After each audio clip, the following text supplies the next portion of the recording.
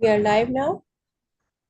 We are live now, yes. Hello and welcome to Moreness-Culture. Good morning, Syl. Good morning, Grain. Good morning to everyone who is going to watch us live and will watch us record later on YouTube and Instagram, Substack. And you can find us on Facebook also in the group Sassy, which is created And by Syl TikTok, Sabastian. don't forget TikTok. Oh, yes, also on TikTok. We are live on TikTok thanks to our 10K, more than 10K followers there.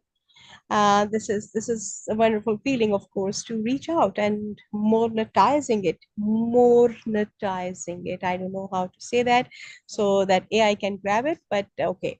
Anyway, today's thought, before I go and share anything other than that, one of our dear friend, Joseph, who tagged me in a post and asked that, okay, and it was a meme when he says that, okay, is it there's some truth in it? The meme was about that, okay, if you cannot explain any concept to a 6-year-old, then you are not clear by yourself, which is rather interesting for me. First, there are some assumptions about that clarity comes with the language because we assume that children cannot speak the sophisticated language, so that's why they cannot understand. That's the first thing. It has to be very clear that it is not like that. At the age of 6, we do have a very concrete understanding of concepts, and we can understand some. We can start. Actually, this is what happened. Human child start understanding the more complex concepts and understanding at the age of 6. This is already started. Some problems, yes, we still have that in our mind that, okay, we cannot differentiate between two things like, okay, it looks same, then it is same, that type of thing. So if the meme is about that we have to be cautious of that when we are sharing with someone that they cannot understand, because that's the problem. Because I never saw anyone, any parents, any elders, adults, they are feeling a bit shy or reluctant to share very complex concepts like gender, like honesty, like sin and good deeds and responsibilities and obligations, to be sensible. Everyone, I can say almost like 99.9% people, adults and grown-up people, share these heavy concepts with 6-year-old, even younger than them, with utmost comfort. Like, okay, even child is not able to understand the concept behind that. We feel that it is our responsibility and the responsibility of the child to understand these type of complex things, which is like, Hopefully, okay, some rather, don't, Beena. Yeah. yes, some children, and mostly they take it as a command from adults and grown up, or from authority, in other words, or they take it as an obligation that I have to do this, because they are not very clear in the concepts, because we somehow assume that it is okay to share the idea, but it is not okay to share the detailed concept with them. So there are a lot of assumptions involved there. Right now, at this in this age, a 6-year-old can be very smart and very sophisticated and articulated in their communication overall. It is our responsibility to stop assuming that they cannot understand. And they can understand, yes, they might not have articulation skills developed as we have now, but even that is not a problem. Again, this is what we were discussing yesterday about the language barrier, my idea of language barrier, and the clarity of conceptions. So I personally feel that a 6-year-old can understand way much more than what we assume they can. Yeah. And Oh, it's an yes. assumption Oh, that, oh, absolutely. because you are Yeah. using a sophisticated language, so it is for some specific type of audience or viewers. No, it is not. It is our own ego, which just like, okay, I don't want to go into these deep philosophical ideas. It's an assumption. We can, very much can understand, and we do understand that. What we try to do subconsciously, try to avoid the responsibility which is coming with the awareness. So thank you, Joseph, for sharing that. But my take on that meme is that, yes, you can share, if you can share the idea of sin good, bad, evil, sensibility, honesty, responsibility. With a 6-year-old child, you can share anything with the child. All you have to do is Yes. to improve your own skills of articulation and understanding that how you are going to communicate. And I assume that what we are sharing here, it is absolutely appropriate for any age. If Oh they yeah. have some sort of understanding, yes, yes. And I think, I assume, again, I'm assuming that we'll be amazed by their understanding. Oh yes. Oh yes. And I said in my comment there to Joseph, every day on Zoom, whenever we come or when I'm sharing, I'm explaining to a 6-year-old. Before you object, Beena, not you, me.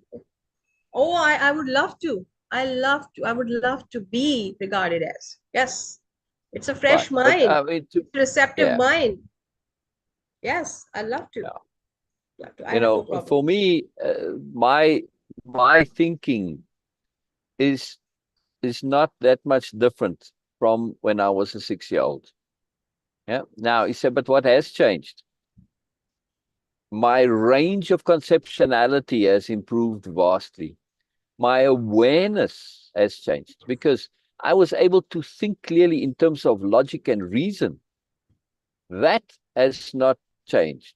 But the ability to conceive, that has vastly changed. Yes.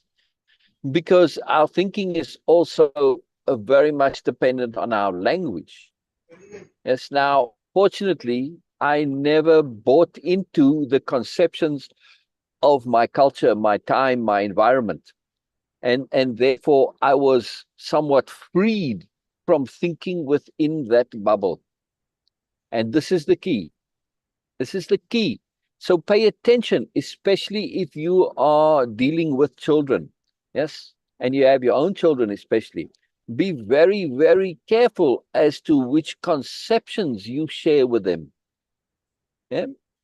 For instance, when I was 6 years old, I was in a very, very conservative, very religiously conservative society, right? Religion was everything. And it was in the school, everything, right? Never mind, separation of church and state. No, no, that didn't exist back then. uh, so even though, our family was Methodist and there was a Methodist church in the little town, very small little one, 95% of the town was Dutch Reformed, and that's what they did in the school. And you just were taken along, no separation, tough luck. Anyway, but that conception bubble of the religion, it didn't grab me, and I didn't view things through this. In other words, that it was an obedience culture, and it's not that I was disobedient. It's just that I didn't subscribe to I have to do it your way.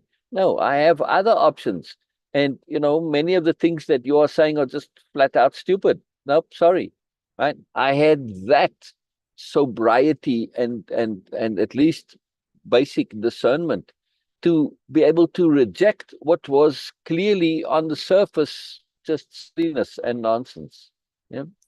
And like my parents and their enamorment with status and ego, it's on the surface foolish. There's no real value to it. So my thinking then, and still the same, right? But that doesn't mean that we cannot evolve. Of course we can. But that doesn't mean that we don't understand, as Beena said, at 6-year-old. Here's the problem. At 6-year-old, we don't have the ability to express our understanding. I know of people who have memories going back to where they were 1 or 2 years old. Yeah? And they were thinking very clearly, like one very clear example, somebody shared that their mother was trying to wean them from the sippy cup. And she took the sippy cup away and she hid it in like the windowsill and said, "Oh, the birdie took it." And she can't speak yet, but in baby language, she's trying to say, "No, but I saw you put it on the windowsill. The birdie didn't take it." And it was a very transformative event for her because the mother was clearly lying to her, trying to deceive her. For what reason? Exactly. No idea. But she clearly remembers this. Now, we don't remember everything that we were thinking back then, but it still had an effect on her, right? Now, you might not remember the event, but it doesn't mean it didn't have an effect on you. Yes? This is very key. Very, very, very key point to be aware of. And this is a big deal, and like for me, I remember things, and fortunately, and they didn't have an effect on me, but they could easily have. So be very cautious when you're dealing with children. And again, we think it's our responsibility to teach children. No, it's not. And make this very clear. No, it is not your responsibility to teach children. He said, but, it's your responsibility to share options and choices with children. That's your responsibility. The more options, the more choices you can share, the better. So share with them. Say, look, you have the choice to be a criminal. You can't deny this. This is just clear, obvious logic. Of course, they have that choice. Yeah. It doesn't mean that you saying this is a choice that you would advocate or recommend. No, but it's still a choice. No matter how much you say it's a bad thing to do, it's still a choice. Yeah, it's a bad choice. But if you just say, look, you want to be a criminal? Okay, this is what's involved. And you point out all of the issues and hassles of being a criminal. And you say, okay, well, these are the benefits, but this is the price. And then being a good person, etc. If you share all the choices and you've done your job well, the choice to be a good person is right? That's where you wish your children to be. Because I've seen many children pursue negative choices simply because it was not made clear to them. And by this, there was a mystique associated to the negative things because they were never fully explained. I mean, I have a very dear friend who has been a drug addict all her life. Yes. And her father was a drug addict. And I said, well, how come you started to do it? Well, he was into it and there was a mystique to it. I said, but didn't you do the classes at school and showing you all the negatives? Said, yes, but that made it even more alluring. That's her word. Alluring. Yeah. Because it was such a negative on it. There must be something to it if you're putting such a lot of attention and effort onto it. See, we have to understand that how we think and attention, etc. Energy, you're giving energy to something. You're saying there must be something here. Yeah. So yeah, we glorify things sometimes by saying no. All right, before we get started on our reading today, which we're going to continue with reading Carlos Castaneda's books, I want to say hello and welcome to all the dozens and dozens of wonderful Moreness people who are joining us on TikTok. Right? Too many. I always love to mention your names because I really connect to people, and that want to say greet you all by name, but it's just too many. It's just too many. Some of you I can say hi to over here. I can click and say hi. And what I would ask, I want to ask a favor of all of you on TikTok, because when you do TikTok live, they have quite a few requirements, and like you have to have 10,000 followers and this and that. But there's more of them, and I need to get interaction, right? From I don't know how many people. I think like 200. So if all of you, if you do me a favor, just leave a smiley face, a wave, or something, a hello, whatever. If you can do that, I would greatly, greatly appreciate it. This would help me a lot. It would really help me a lot. I am keen to be, becoming regularly on TikTok because I do this every day, and we share live, and we do it on Facebook, Instagram, and YouTube, and now also TikTok. And I am keen to continue doing it here, but they have these requirements for live, which is good, So yeah, anybody on TikTok, if you please leave me that, just drop some kind of a comment, wave, some kind of interaction, anything of any kind over there. All right, let's get going. let's share. I am keen to get going here. But I love you all joining us. This is really huge, and please feel free to comment and question and ask. This is a big deal. I love earnest questions, and I love hearing from whoever I am interacting with. Because to me, I'm not giving a talk, it's a discussion. I'm sharing, right? This is very, very important. Beena, please fill in. Please fill in. I've dropped here.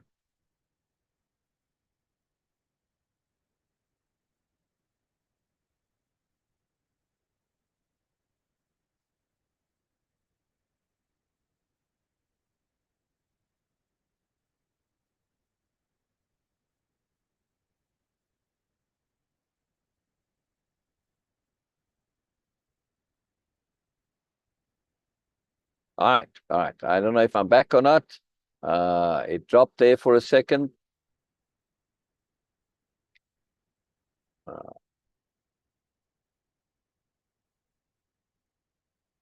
on. I want to screen share. There we go. There we go. All right, brilliant. Here we go. Here we go. Oh, Beena dropped. Sorry, I was a little quiet there. I thought my stream had dropped, and I was saying, Beena, yeah, carry on. What was Beena that had dropped? Anyway, so let's continue reading here, where we were yesterday. And if you don't know, I have the full videos on YouTube. If you want to catch up, we're on part 3. We're going through the introduction of book 2. And book 2 being called A Separate Reality. And Carlos is describing his meeting with Don Juan. And just he goes over it in detail, which is very nice because we get to see the same event, a very important event, from different perspectives. And this, of course, in Way of Impeccability, which is what I'm bringing to the table here. My program, which takes what Don Juan shares and takes it a lot further, and also through Moreness-Culture and the Language-Of-Conceptionality, we are connecting to this. We're doing a capital R reading, which means bringing all of this, looking at things in depth, going into all the detail, and bringing extra context, etc. Right? Being sophisticated about the reading. All right, so I'm continuing now. Our conversations were conducted in Spanish, and thanks to Don Juan's superb command of that language, I obtained detailed explanations of the intricate means of his systems and beliefs.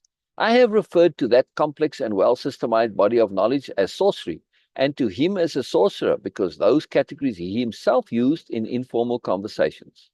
In the context of more serious elucidations, however, he could use the terms knowledge to categorize sorcery, and man of knowledge, or one who knows, to categorize a sorcerer. Now, here Carlos gets this a bit wrong. He thinks that all of Don Juan's sophistication and moreness is in sorcery. Why? Because Don Juan emphasized this, because he was looking to crack and eventually collapse Carlos's worldview. And that worldview that Carlos has is the certainty that the world works according to the way Carlos thinks. Now, if you have listened to me going in the lives over the years that I've been doing this, you'll have heard me say this many, many times, this quote. And it is, the world does not work the way we think it does. Very powerful quote. It's very core to Moreness culture. That is exactly what Moreness is all about. It is understanding that there's more glorious, wonderful, bonus, fantastic, extra, moreness, more to be had than what we otherwise access and what otherwise is available to us. The moreness is always there. It's just that we need to shift our understanding, shift our perspectives in order to connect to the moreness and avail ourselves of that moreness, right? This is absolutely crucial and very critical, very big deal. And if we don't shift that conceptionality, it's not going to happen. Now, in Carlos's case, he's stuck. And most of us, we have this worldview, this idea. Yeah. So Don Juan is very aware of how stuck Carlos is. And Carlos is more stuck than most. thankfully. This is the gift of the universe, Carlos, is to us. Because he is so stuck and so entrenched, and he's kind of a hard nut to crack, we get to see Don Juan bring to bear the full range of the tools at his disposal. So all the sorcery stuff, yes, it's stuff that Don Juan did learn from his benefactor. It's part of the lineage. But the lineage had let go of it already. They transitioned into a different phase where the sorcery is not important and not the focus. And when he talks about being a man of knowledge, I call it person of knowledge. I don't like to perpetuate this inadvertent misogyny when we say man of knowledge. But to be a person of knowledge, as we're going to see later on, is actually something that does not include sorcery, or does not need to include sorcery. It can, but a man of knowledge is actually a separate conception. Yes. And a man of knowledge, or a person of knowledge, which is so much better, a person of knowledge, when it comes to it, is somebody who has got profoundly awesome, fantastic, good character.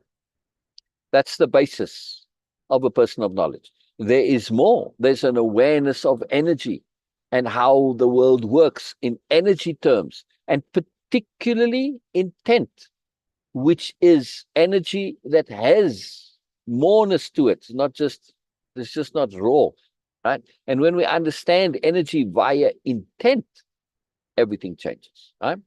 Now we start to be in a completely different universe. And again, we're going to bring to bear via Moreness-Culture, which has its own language, the language of conceptionality. We are going to apply this. As wonderful as Don Juan's language is, we can take it further. Right? The language of conceptionality takes that further and makes a whole language out of much. Yes, intent and impeccability are terms that Don Juan uses, but there are many more that are very powerful when we use them, right? And this is very key to understand. So when we get to this, let's just be aware in the beginning of these books that Carlos's idea that sorcery is what it's all about, no, it's not. Right? And the first book is all about the power plants. That's just to crack his worldview. And he thinks this is the be-all and end-all of everything. All right, we'll forgive him because this was in the 60s, so we can understand this. But in this book, he starts to become aware, and particularly in the next book also, where he starts to see the underlying absolute sophisticated personal development sharing that Don Juan shares with him, right? Teachings, right?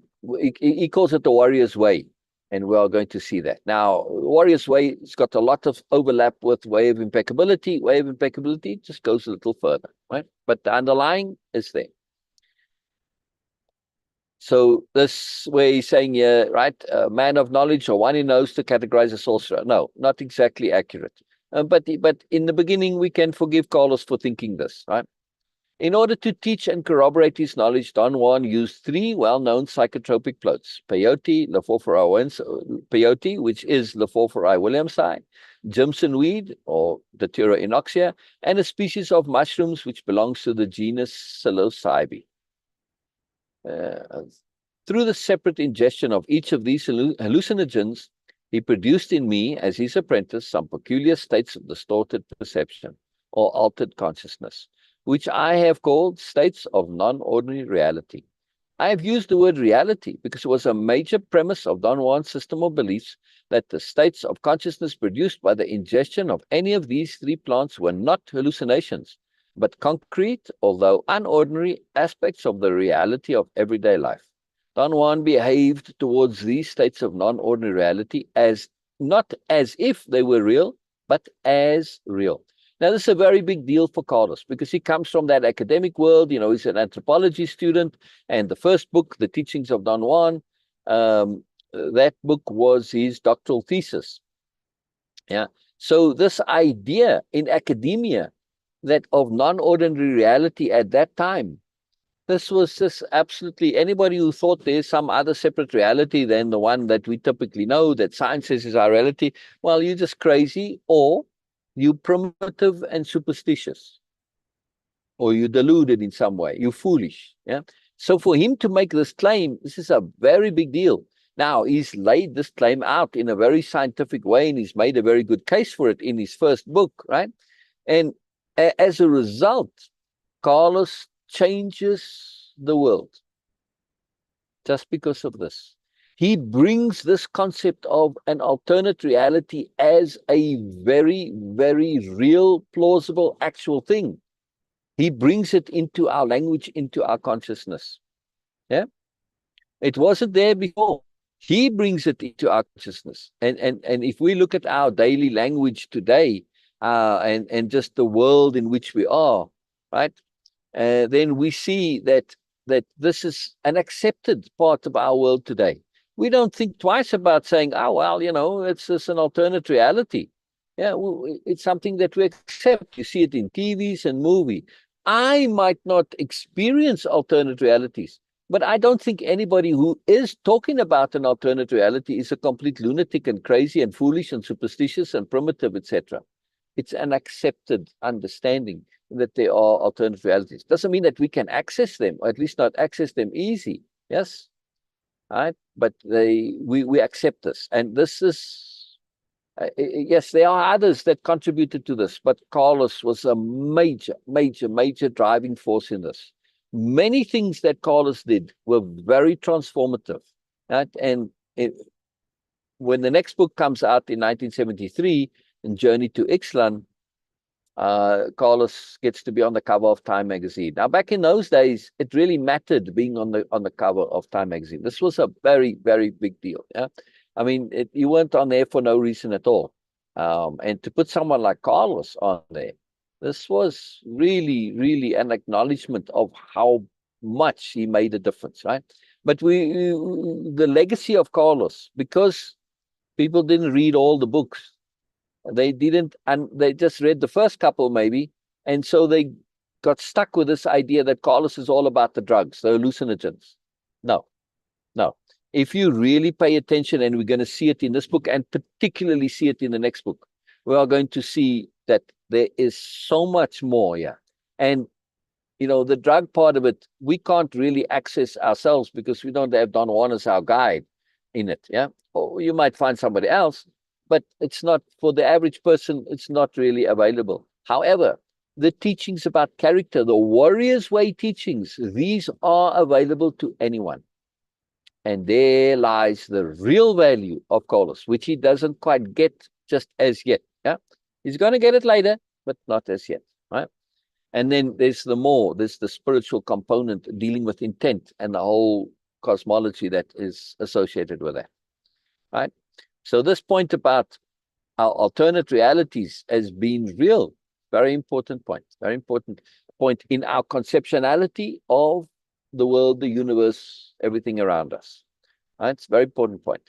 To classify these plants as hallucinogens and the states they produced as non-ordinary reality is, of course, my own device.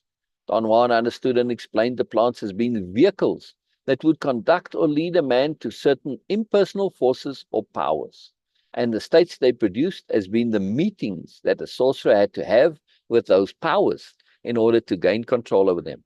Now, these entities, like Mescalito, if you do any bit more research, you have to conclude that this is something that exists independently.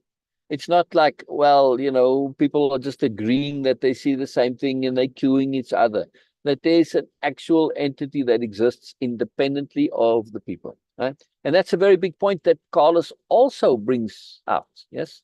And this is a very big shift, because now we are saying, up until that point in the academic scientific world, such entities were just figments of people's imaginations and superstition and blah, blah. So, but he's come and he's made this very good case for it to be something to be taken seriously. That it's real. It actually is real. And he changed it all, right? Changed a lot because of that. It's very powerful.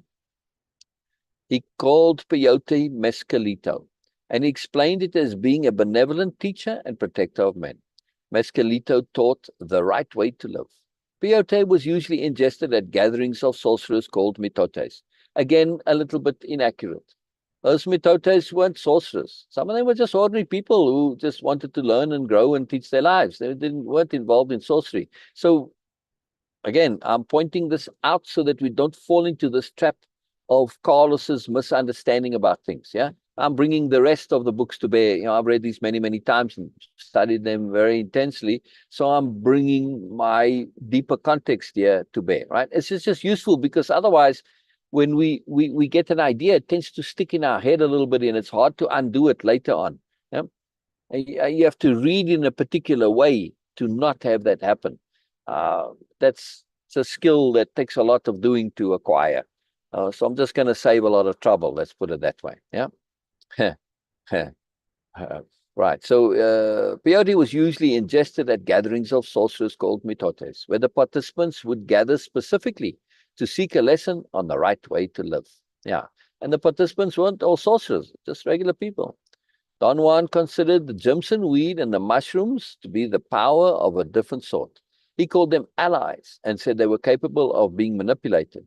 A sorcerer, in fact, drew his strength from manipulating an ally. Of the two, Don Juan preferred the mushroom. He maintained that the power contained in the mushroom was his personal ally, and he called it smoke or little smoke, humito. Yeah. Don Juan's procedure to utilize the mushrooms was to let them dry into a fine powder inside a small gourd. He kept the gourd sealed for a year and then mixed the fine powder with 5 other dry plants and produced a mixture for smoking in a pipe. In order to become a man of knowledge, a person of knowledge, one had to meet with the ally as many times as possible. One had to become familiar with it. This premise implied, of course, that one had to smoke the hallucinogenic mixture quite often. The process of smoking consisted of ingesting the fine mushroom powder, which did not incinerate, and inhaling the smoke of the other 5 plants that made up the mixture. Don Juan, I read that a bit wrong there. And Don Juan explained the profound effects that the mushrooms had on one's personal capacities as the ally removing one's body. Don Juan's method of teaching required an extraordinary effort on the part of the apprentice. In fact, the degree of participation and involvement needed was so strenuous that by the end of 1965, I had to withdraw from the apprenticeship. Now, the first book was published in 1967, right? I can say now, with the perspective of the 5 years that have elapsed, that at the time Don Juan's teachings had begun to pose a serious threat to my idea of the world. What have I been saying? Worldview. See? That Don Juan's teachings had begun to pose a serious threat to my idea of the world, in inverted commas. Yes, your worldview. This is what Don Juan is making an effort to do. He is very, very deliberately looking to collapse your worldview, to crash it, because your worldview is rubbish, Carlos. Your idea of the world it's feeble. It's just nonsense, right? It's not very efficient. It's not very functional. And to go a little bit deeper into it, right? Moreness-Culture has some component elements to it. The core, the foundation, the root of everything is Way-of-Impeccability. Then also we get capital H, hearing or perceiving. Yes, capital P, perceiving, which is seeing the moreness, right? That has a very particularity to it, but that's for another time. But then the other side too, well, there's more sides, but another component is the psychology of the superiority paradigm. Yes, moreness is all about moreness, which is the positive, the ideal, the excellent, the valuable, the useful, so very practical based, right? Everything is about practicality, because without application, without practicality, without usefulness and value, what's the point? None, right? So, but in superiority paradigm, it's all about hierarchy, dominance, status, image. Yeah. In other words, all about bullshit. Yeah. So our culture, our default paradigm in our culture is the superiority paradigm. And we don't even realize that we're doing things that go nowhere. Yeah. I mean, look at hierarchy. It is about being relatively better. You can be king of the shit pile. Oh, look, I'm king of the shit pile. Oh, wonderful. Yeah, but you live in a shit pile. Yeah, but I'm king. See, that's the logic. Yeah. It's relative. You're not pursuing absolute value, just relative value.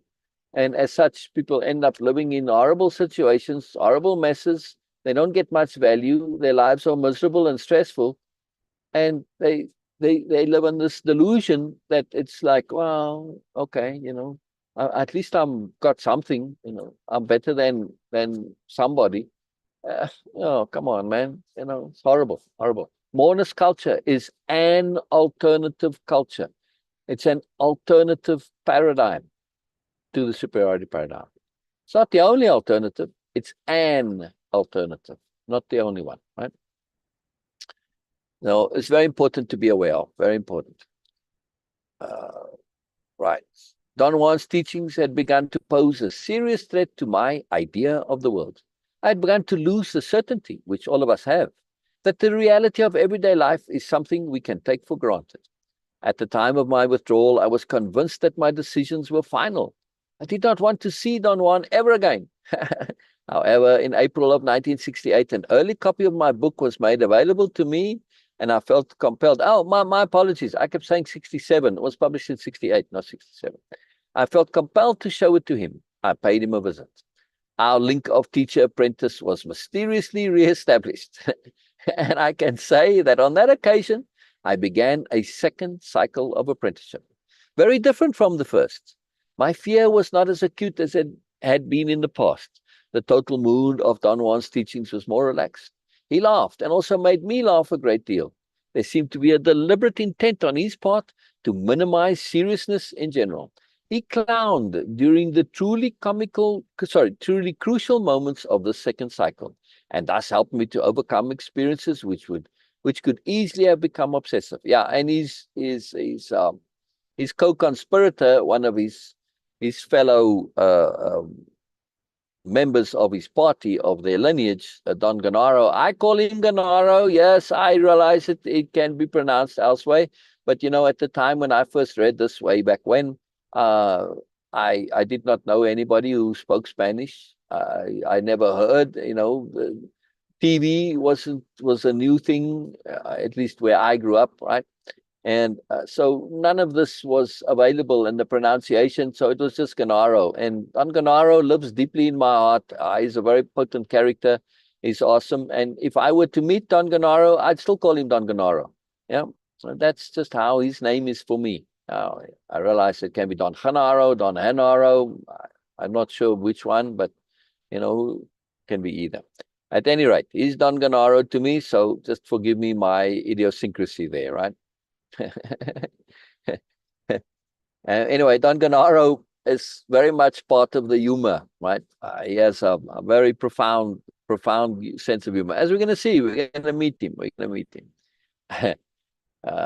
He clowned during the truly crucial moments of the second cycle, and thus helped me to overcome experiences which could easily have become obsessive. His premise was that a light and amenable disposition was needed in order to withstand the impact and the strangeness of the knowledge he was teaching me. This is absolutely crucial and is part of Way-of-Impeccability and Moreness-Culture. Yes, we need to understand things in appropriate perspective. Now, Way-of-Impeccability and Moreness-Culture, the core underlying philosophy is the philosophy of appropriateness. We need to be able to touch on serious things without becoming obsessive. Yes. Otherwise, you're going to lose yourself. It's about appropriateness, maintaining that appropriate sobriety. And part of sobriety is joy. And I want to make a real important point here. I met somebody yesterday, very joyful person, very light, very delightful. Right? Joy and delight was a part of it. But I realized there's also fragility there. Because when you see people like that, who are all joy and they're very delightful people, you see how easily they can become negatively influenced by things. Why? Because they don't have sobriety. So joy without sobriety makes you very vulnerable.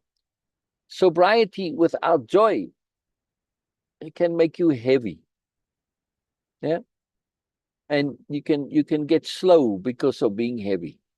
And then when you have that slowness from heaviness, you aren't able to adapt. Your fluidity is restricted. Yes. And if you aren't able to be fluid and flexible and adaptable, your ability to be appropriate is very much inhibited. Okay? So very important point here. Very important point. This ability to have lightness. Now, Don Juan does not use this incredibly powerful conception of appropriateness. It's something that I bring to the table. It's a philosophy of appropriateness which I have created with a focus on this one single conception. That's all you need to know. It's in my whole big fiction series, the Biala series, very important series. It's chapter 1. It's called Just One Word, and it's about this, yeah? Because it's only one thing you need to know. That's it. Right now, anybody here, anybody listening, right? Ask yourself, whenever you've got something that you're debating, doing, that you're uncertain of, you know, right? And you're doubting yourself, you're not sure. Simply ask yourself, am I being appropriate in all contexts? Not just the immediate context, not just my inner context, not just the local context, the intermediate context, national context, world context, but universal context, in the context of your spirit, your soul, however you want to consider that. Every single context, make sure to include in the context of your death. Am I doing, is it appropriate in this context? In all of them. When you start to ask this question on a regular basis, am I being appropriate? Capital A appropriate, not little a appropriate, and not proper. Proper isn't appropriateness. Don't confuse the two. Proper is somebody else's idea in a specific circumstance of what you should do. And usually it's a lot of nonsense. No, appropriate is dependent on context and goals and intent. Yeah. So you have to know what it is you're trying to achieve and in which context, because appropriateness can be completely the opposite if you have a different motivation or a different context. Yeah. Oh, very important, very important. All right. So when we look at all of this, we start to see a different thing going on here. So pay attention to appropriateness. Yes, Don Juan is saying about this light demeanor is very important as a point of Yes. appropriateness. It doesn't use this term, unfortunately. Go ahead, Beena. Go ahead. No, I was just assuming that, okay, you are responding to Alien Big Cat 23 on YouTube. Yes? I have not seen Alien Big Cat. Electronic Nahualism, dig it. Yes, yes, yes, yes, yes. So Nahualism, Alien Big Cat is bringing a term from later on in the book series. There are 14 books from Carlos altogether. And Nahualism becomes something that he actually says, Don Juan says, that if you want to put what he's sharing into a category, Nahualism might be a good term for it, yeah? Rather than sorcery, because sorcery is only an aspect of what he's sharing with Carlos, an aspect which in their lineage, Don Juan's lineage, because it is a lineage that's passed down, right, from benefactor to benefactor, and in each benefactor has a party, and there's many people in the party. I think in Don Juan's party there's like 16, 8 women and 8 men, maybe more men than women. Anyway, but Nahualism is a better term for it, right? And it's become in the post-Carlos era, after Carlos died in 98, Nahualism became more of a thing, and also Toltechism or Toltec and Toltec teachings. Yeah, although Toltec is a bit inaccurate because it doesn't come from the Toltec culture. It originated at the time when they started this lineage. Those people were Toltecs, but there's a misunderstanding that much of the teachings of Don Juan are actual Toltec beliefs and teachings. No, that's some maybe, but not in general. No. Nahualism, however, is something that his lineage developed and other similar lineages, and they all revolve around similar concepts. But it's not inherent in Toltecism. But anyway, so power plants were used to move Carlos Castaneda's assemblage point initially. That's exactly. So Alien Big Cat, I have not brought in this concept, this term, this understanding of assemblage point, because it requires a very big explanation to explain what it is, and it comes later in the books. The key is, before we get to this, I call it Don Juan's cosmology, yeah, because it's how the world works, right? Or the physics. If you really want to get down to it, it actually becomes like physics, science physics, right? The physics, Don Juan's physics, which is what this assemblage point is. But again, it's a long, big point. And before we get there, I feel it's very, very crucial to first be focused on character. Without impeccability, all of your efforts are going to be a waste of time.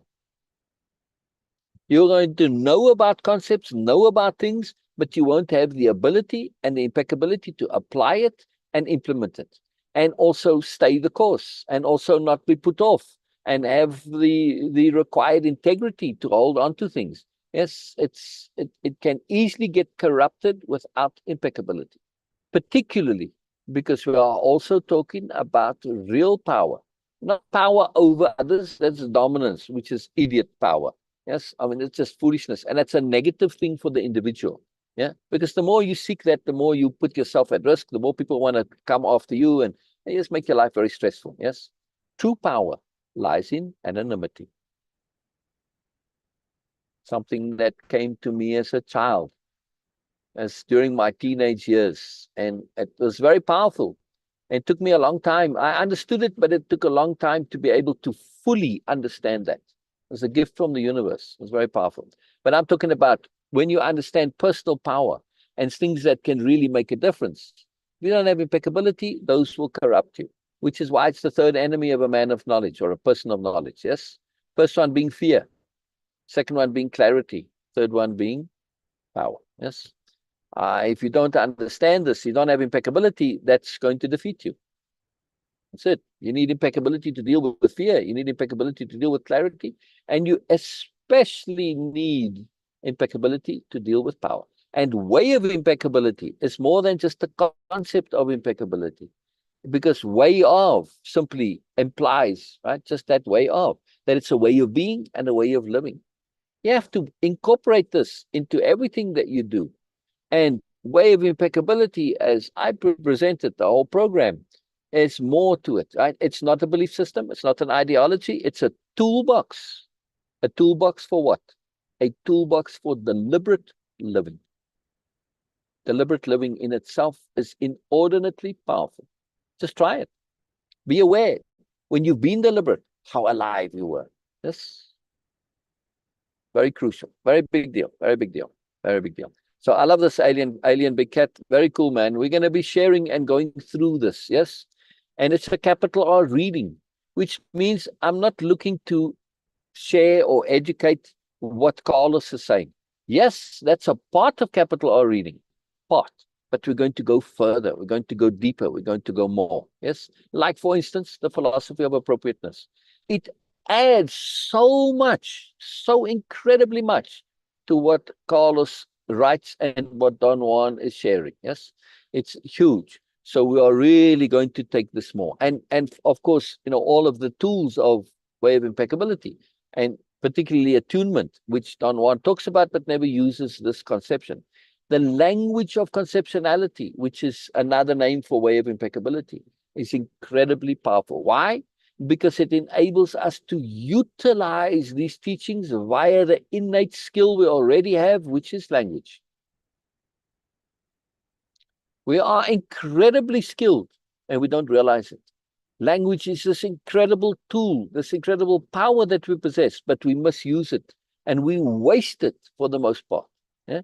Language of conceptionality is a way for you to use what you already have. In other words, it makes learning so much easier and so much quicker. Yeah? Incredible tool. It's a leveraging tool, capital L, leverage, right? One of the power conceptions in our dictionary of power. Another tool, dictionary of power, right? All of the conceptions that we are talking about. Very big deal. So very cool that you're here, Alien Cat. And everybody else also, on TikTok. I saw the joining stop there, so I don't know. It still says that I'm going live. I don't know what happened. It was like I just saw join, and then it stopped. So I don't know what happened. If anybody is still on TikTok there, let me know if it's still live. Yeah, TikTok is new for me. It's only the third time I'm using it, or maybe the fourth time. First was a test, and I don't have direct feedback.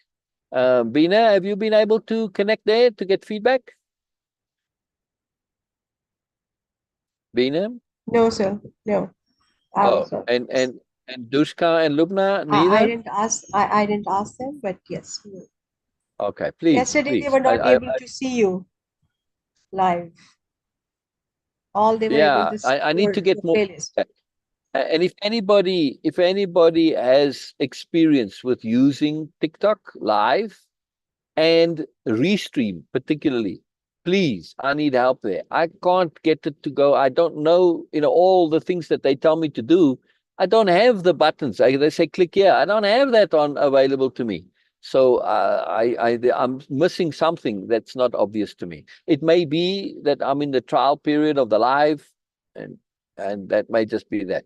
Hello, Sher. Sher joined us on Instagram, and Sher is just shows a moreness that we like to know. Show was going to come on Zoom, and we were going to have a particular Zoom, but I'm still keen.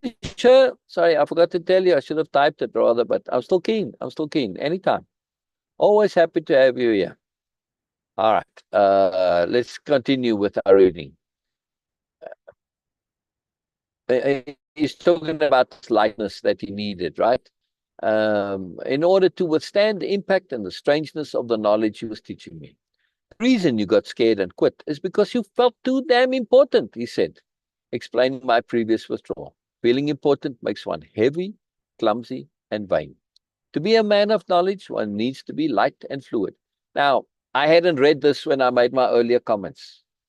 Yeah, but it's because, and that's the same thing. Right? But I came from my own understanding of it. Right? When he said about the clowning, right? I'm not reading ahead and saying this. And the overlap is because I would not make a comment if I don't understand what I'm talking about. And when you do understand, then you have this overlap, right? I just said it in my own words. I took it a little further. I connected it to appropriateness. Yeah? This whole idiot feeling of importance, this is all about superiority paradigm, right? And the danger and almost the evil of should. I call it the horror of should. Should subverts us because should takes our goodness and turns it against us, right? That's what should is. Should is telling you this is good. You have to do this. You must do this. Why? Because it's good. But it's saying in the superiority paradigm, you should be important. This is the goal. This is what you have to choose. This is the ideal. A very false, feeble ideal. Based on what? Based on somebody's insecurity. Seriously. Yeah. 1 second. 1 second. Yeah, I have to shout. Thank you, Amazon. I like to say thank you to the drivers, So, but they can't hear me if I say it. Really, I have to shout. So sorry about that, but I couldn't get to the mute button quick enough. So this point of being light and fluid is very, very important. Yes. Otherwise, you can't be appropriate. You can't adapt quick enough to be appropriate. Don Juan's particular interest in the second cycle of apprenticeship was to teach me to see. Yes. Now, let me just jump in here because this seeing is very important, but also don't get stuck on this term see. When you see, think perceive. It's going to help you inordinately. If Don Juan had said perceive instead of seeing, and he explains later on, you use all your senses. The only reason it's called seeing is because we basically have grown up and we've been conditioned to be visually predominated. But it's a poor way of going about things. I have a huge program called capital H hearing. It could also be called capital P perceiving rather than capital H hearing, and it's in there.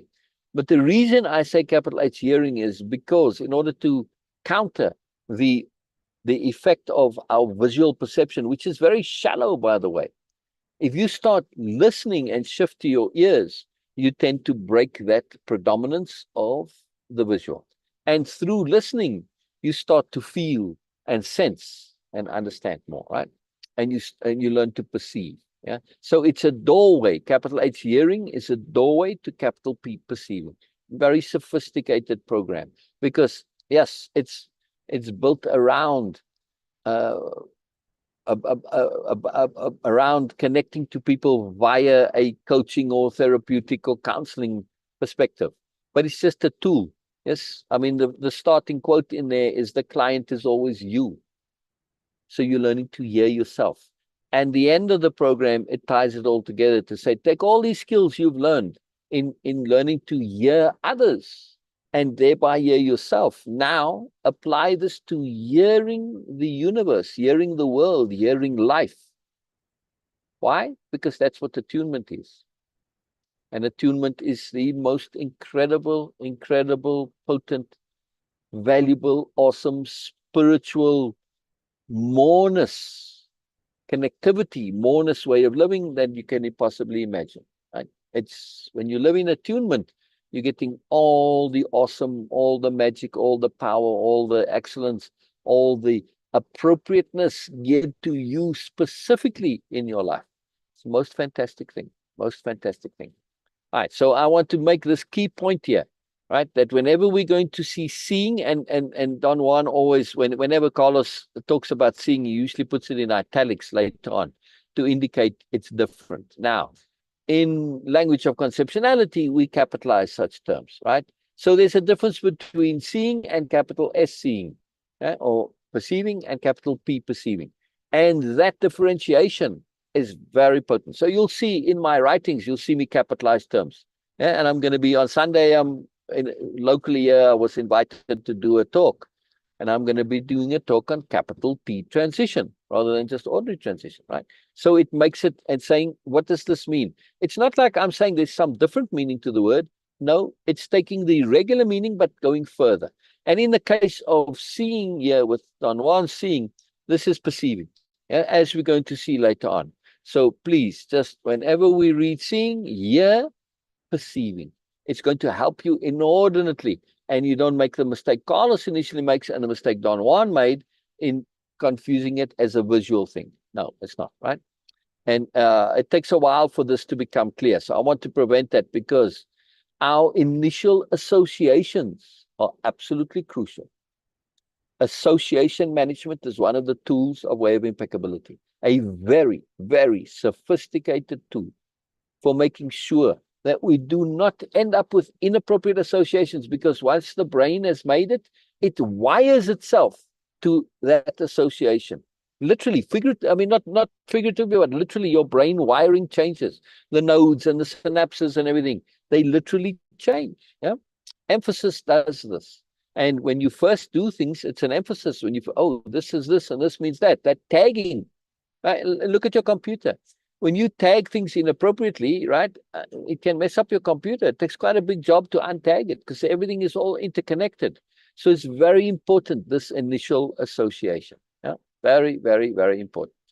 All right. I think that this is a good place to end today, where we get to the start of the seeing, and then we'll read this, right? Don Juan's particular interest in the second cycle was to teach. All right, we'll start there tomorrow. Yeah, we'll start there tomorrow. Very cool, very cool. All right, thank you very, very much, everybody, for being here. It's a great joy, and it always makes me very happy when you're all here. And particularly, I love interaction, right? So please comment, share, ask questions, interact. It's massively, massively, massively important. It makes a very big difference. And please, anybody who can help me out with Restream and TikTok, please, I need that help. I'm not sure if I'm doing things appropriately on TikTok just yet, but at least I got everybody joining again today, which I love. And this is a big deal, but it stopped at some point. And I don't know if it stopped because something went wrong with TikTok or not. I don't know. All right, Beena, any comments before we go? It is just a closing comment right now because it's a very good point to wrap it up for today. And we are trying to make it more accurate in time, like, because we do have other things coming in the future, near future. So that's why we are just managing our time also.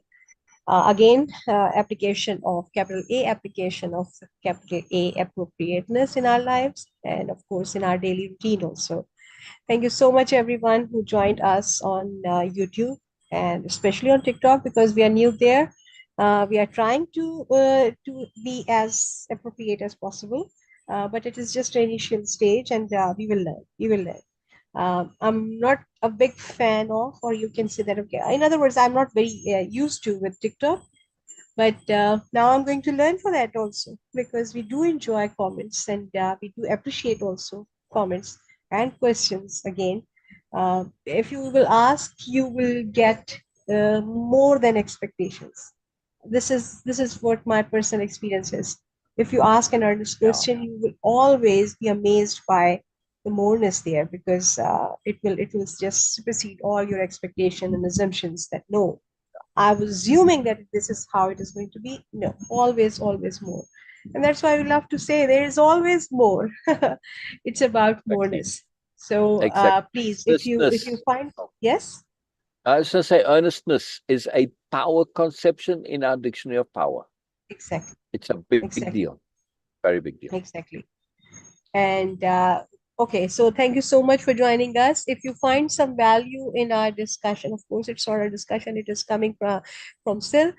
If you find some value, which I personally feel and have trust that yes, you surely find some value, please do click like and subscribe to the channel, YouTube, and of course on TikTok. Please do follow us, because by doing so, you are going to emphasize on your deliberate choices, but which you have to make every single day.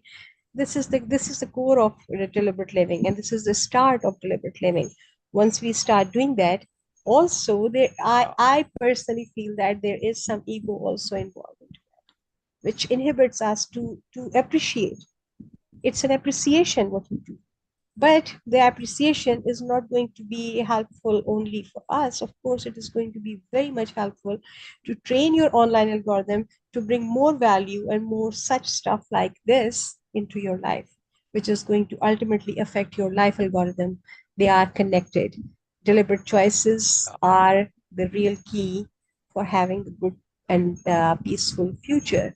So, peaceful, I'm saying that in terms of peace of being, so which is a big huge deal in Way of Impeccability and Moreness-Culture.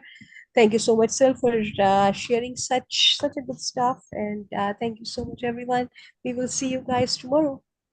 No, sorry, we will see you guys on Sunday. On Sunday. Saturday is the only day we don't do the live. Correct. Correct. Correct. Yes. Okay, sir. Bye Brilliant. for now. Brilliant. Bye bye, everybody. Bye bye. Bye bye. Bye bye. Stop share and live. Now, because it's not all integrated yet, I have to end TikTok separately and Instagram separately, even though that is integrated, and then end Zoom, which ends the others. So here we go, ending everything.